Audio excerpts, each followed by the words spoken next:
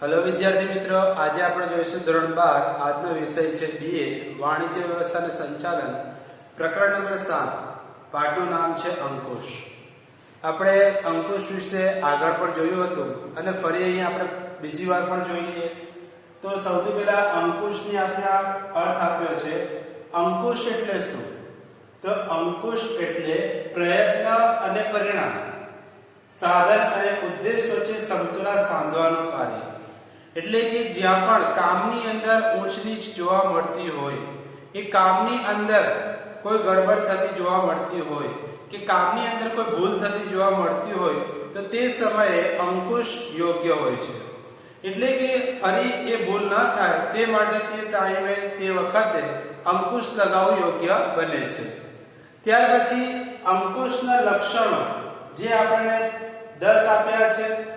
तो સૌથી પહેલો લક્ષણ એટલે છે આયોજન સાથેનો સંબંધ કેવો હોય છે, દરેક સપાટીએ થતું કાર્ય, સતત પ્રક્રિયા છે, સંચાલનનું છેવટનું કાર્ય છે, ભવિષ્ય સાથેનો સંબંધ છે, રચનાત્મક પ્રવૃત્તિ છે, આંતરિક પ્રવૃત્તિ પ્રક્રિયા પણ છે, ગતિશીલ પ્રક્રિયા પણ છે, વ્યક્તિલક્ષી પ્રવૃત્તિ પણ છે અને અંકુશ વૈદિક કે અવૈદિક હોઈ પણ શકે।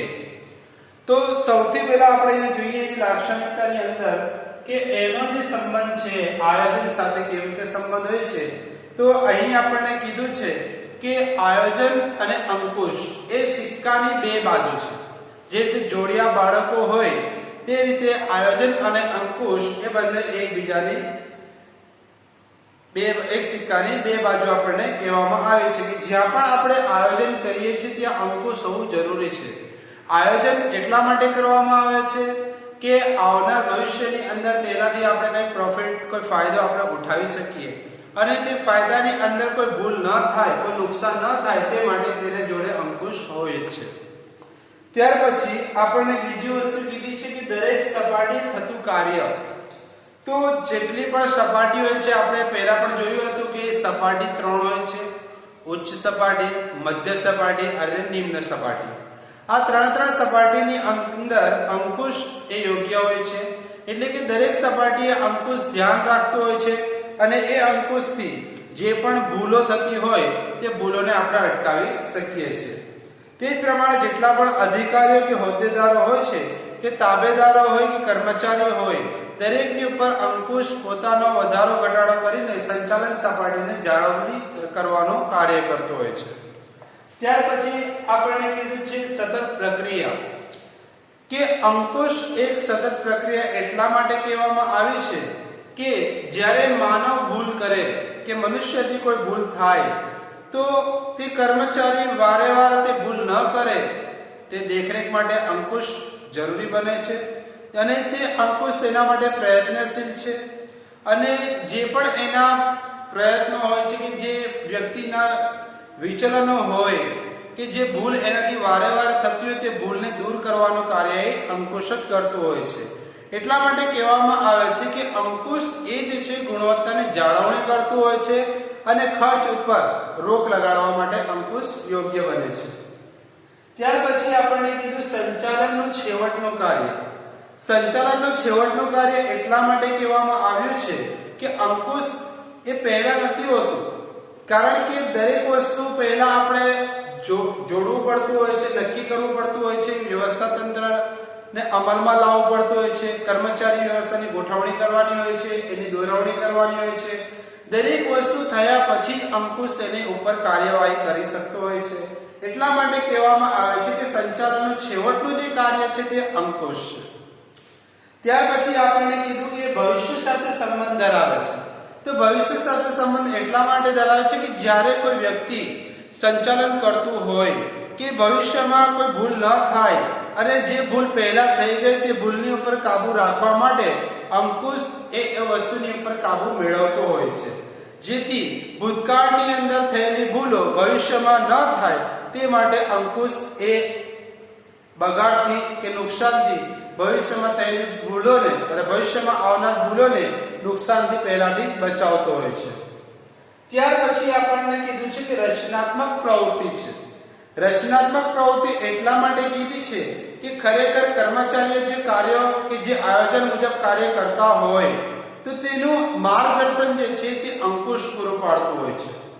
છેવટે એમ કહેવામાં આવે કે નિષેધાત્મક અંકુશ નિષેધાત્મક નથી કે ફક્ત એક જ વસ્તુને જોઈને તે વસ્તુની પર રોક લગાડે પછી તે વસ્તુ બંધ થઈ જાય, એ વસ્તુ યોગ્ય નથી.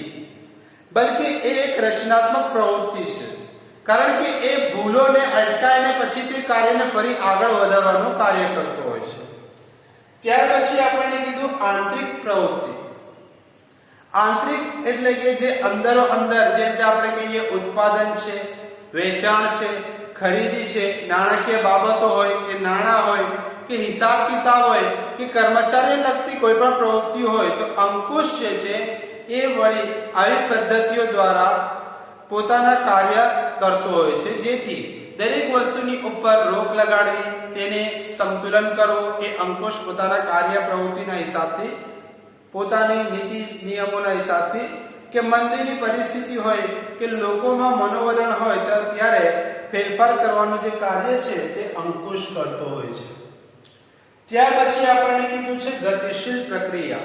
ગતિશીલ પ્રક્રિયા એટલે કે જ્યારે પણ આયોજન કે તેનો અંદાજ ઉપર આધારિત સૂચિત બૌદ્ધિક પ્રક્રિયા છે કે જુદા જુદા પરિબળો અંદાજો બદલાય કે તે મુજબ આયોજનના લક્ષ્યોનો ફેરફાર બદલાતો હોય, તો અંકુશ આ દરેક વસ્તુની અંદર, દરેક પ્રક્રિયાની અંદર ઝડપથી પરિવર્તન લાવતું હોય છે. ત્યાર પછી આપણને કીધું વ્યક્તિલક્ષી પ્રવૃત્તિ. વ્યક્તિલક્ષી પ્રવૃત્તિ એટલા માટે કીધી કે વ્યક્તિઓ દ્વારા કે વ્યક્તિઓ માટે કે વ્યક્તિઓની પ્રવૃત્તિને સુધારવા માટે કરવામાં આવતી એક પ્રવૃત્તિ હોય છે, જે અંકુશ પ્રવૃત્તિ છે, કે તેના કેન્દ્રમાં વ્યક્તિ છે. અંકુશ કર્મચારીઓ દ્વારા કે કર્મચારીઓ પર રાખવામાં આવે છે કે દરેક પ્રવૃત્તિઓ કે કર્મચારી દ્વારા જ કરવામાં આવે કે ભૂલો અને વિચલનો મળે. એટલે કે જ્યારે કોઈ વ્યક્તિ ભૂલો કરતો હોય કે કોઈ પણ ગડબડ કરતો હોય, ત્યારે તેવા વ્યક્તિ ઉપર અંકુશ રાખવું, એટલે કે તેની ઉપર રોક લગાડવી અને તે મનુષ્યને તે કામમાં થતો નુકસાન કે બગાડથી અટકાવી શકાય, એટલા માટે અંકુશ એ વ્યક્તિગત લક્ષી પ્રવૃત્તિ પણ કહેવામાં આવે છે કે દરેક વ્યક્તિની ઉપર તે દેખરેખ રાખતું હોય છે. ત્યાર પછી આપણને કીધું કે અંકુશ એ વૈદિક કે અવૈદિક પણ હોઈ શકે. એકમના અર્થવ્યવસ્થાની આપણે વાત કરીએ તો ઉત્પાદન પ્રવૃત્તિના સંદર્ભમાં અંકુશ એ વૈદિક સ્વરૂપે સ્થાપવામાં આવે છે ઉત્પાદનની દ્રષ્ટિએ, પરંતુ સમય જતાં એકમમાં અવૈદિક સ્વરૂપની અંકુશ વ્યવસ્થા પર વિકાસ પામે છે. અવૈદિક અંકુશ વ્યવસ્થા કેટલીક વાર વધુ અસરકારક સાબિત થતું હોય છે. એટલે કે જ્યારે પણ કોઈ વસ્તુનું ઉત્પાદન કરવામાં આવતું હોય તો કેટલું ઉત્પાદન કરવું અને કેટલું ઉત્પાદન નહીં કરવું તે દરેક વૈદિક પ્રક્રિયા છે, અને એ વૈદિક પ્રક્રિયાની સાથે અંકુશ જોડાયેલો હોય છે, કારણ કે નુકસાનથી બચાવવા માટે. તે જ પ્રમાણે અવૈદિક પ્રક્રિયા કે જે પ્રક્રિયા આપણે કદી કરતા નથી, તો અંકુશ આવી વ્યવસ્થાની અંદર વધુ પડતું અસરકારક સાબિત થતું હોય છે. એટલે કે નુકસાનથી આપણને અંકુશ બચાવતો હોય છે. એટલે આવનારા સમયની અંદર નુકસાનથી બચાવવા માટે અંકુશ એ યોગ્ય છે. હવે આપણે हिंदी में अंदर જોઈએ अंकुश. अंकुश का मतलब होता है रोक लगाना. तो उसका अर्थ हम लोगों को यहाँ पर दिया है प्रयत्न, यानी कि जो भी हम काम, कोशिश जिसको हम लोग बोलते हैं, या परिणाम यानी उसका रिजल्ट, या जो भी साधन जो चीजें है, उद्देश्य यानी कोई हमको हुक्म करता है वो, इन तमाम चीजों को समतुलन यानी कि वो एक दूसरे को क्या करता है, आपस में एक दूसरे को लेवल में लाता है. उसके बाद इसकी खुसूसियात हम लोगों को 10 बताइए. 10 खुसूसियात के अंदर बताया आयोजन के साथ में संबंध, दरेक सपाटी पर सतत प्रक्रिया बताई, संचालन का आखिरी का काम है ये, भविष्य के साथ में उसका संबंध है, रचनात्मक प्रवृत्ति बताई है, रचना यानी कि जो काम हो रहा है उसके अंदर, आंतरिक बताया अंदर की तरफ, गतिशील बताया जो दूसरे को प्रेरित करता हो, हर इंसान के साथ में जुड़ा हो, और वैदिक और अवैदिक के बारे में बताया है. तो सबसे पहली चीज हम लोग को आयोजन के साथ में संबंध बताया यानी कि एक सिक्के की दो बाजू होती है. तो आयोजन करना यानी प्लानिंग करना, और प्लानिंग करने के साथ साथ में अंकुश होना जरूरी है, क्योंकि जब भी किसी चीज की पैदावार करने जाते हो तो उस वक्त के अंदर नुकसान होने के चांसेस ज्यादा होते हैं. तो इस नुकसान से बचने के लिए अंकुश होना जरूरी है. दूसरी चीज बताइए, हर सपाटी के ऊपर अंकुश का कार्य होता है. क्योंकि वो अंकुश जो होता है वो हर सपाटी के ऊपर देखरेख करने का काम करता है। हर व्यक्ति को जो भी गड़बड़ करता हो उसको सही रास्ते पर लाने के लिए अंकुश जरूरी बनता है। सतत प्रक्रिया यानी सतत इसके लिए बताया गया कि हर बार हर वक्त के ऊपर वो काम करता रहता है कि जहां पर नुकसानी होने के अंदाजा आता है कि हर नुकसानी होने का कोई भी कारण हम लोग को पता चलता है तो तुरंत उसके ऊपर रोक लगा देता है। संचालन में शेवटનું कार्य यानी संचालन के यानी कि जब भी कोई संचालन किया जाता है, कोई काम सोचा जाता है तो हर काम के अंदर आखिर में अंकुश आएगा, क्योंकि हम लोग को प्लानिंग करनी पड़ती है। तो प्लानिंग के अंदर हम लोग को पैसा, फिर हमारा जो माइंड है कि किस तरीके से हमको काम करना है, कितने कारीगर लेने हैं, कितना उत्पादन करना है, कितना पैदावार करना है, यानी ये सारी चीजों के बाद अंकुश आखिर में आता है। भविष्य के साथ में उसका संबंध कैसा है कि जब हमने भूतकाल में जो भूल गलतियां की है तो गलतियां आने वाले वक्त के अंदर ना हो, इसके लिए अंकुश जो होता है भविष्य में भूल ना हो उसके लिए काम करता है। इसके लिए भविष्य के साथ में उसका संबंध बताया। रचनात्मक प्रवृत्ति बताई। रचनात्मक यानी कि जब कोई नुकसान क्या हकीकत में अगर देखा जाए तो जो मान्यता हम लोग आज भी मानते हैं कि हकीकत में जो मान्यता है कि कर्मचारी के ऊपर दबाव करता है, ये बात गलत है, बल्कि वो भूल को सुधारने का काम करता है। इसके लिए रचनात्मक प्रवृत्ति बोली है कि जब इंसान कोई गलती करता है तो उस गलती को सुधारने के लिए अंकुश आगे आता है।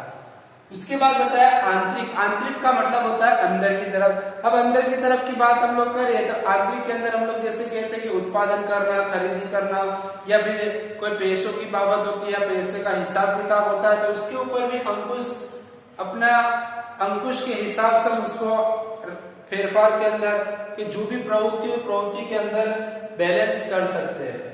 उसके बाद हम लोग को बताया गतिशील प्रक्रिया। गतिशील क्यों कि ये चलती रहती है, क्योंकि हर स्टेज के ऊपर, जैसे हमने पहले भी पढ़ा था, 11वीं के अंदर भी आया था कि 3 सपाटी होती है। 3 सपाटी में ऊपरी सपाटी, बीच की सपाटी और निचली सपाटी। तो इन तमाम चीजों के अंदर ये अंकुश जो होता है गतिशील होता है, काम करता रहता है प्रवृत्तियों के हिसाब से। इसके लिए वो बौद्धिक प्रक्रिया है।